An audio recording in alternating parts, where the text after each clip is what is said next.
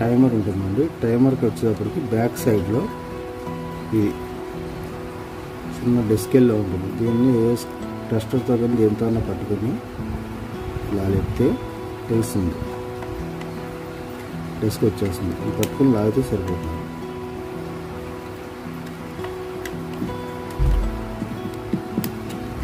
తీస్తే ఇది బ్యాటరీ ఉంటుంది.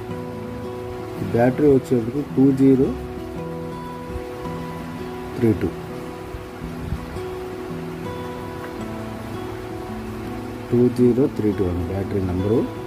ఈ బ్యాటరీ దొరుకుతుంది మనకు గడియారం షాపుల్లో దొరుకుతుంది. ఈ బ్యాటరీ తెచ్చుకొని వేసుకుంటే మళ్ళీ టైం రీసెట్ చేసుకోవచ్చు. రీసెట్ అవుద్ది, టైం సెట్టింగ్ చేసుకుంటే మళ్ళీ బ్యాటరీ పనిచేస్తుంది. ఇలా పెట్టుకుని దీంట్లో పెట్టేసుకోవచ్చు.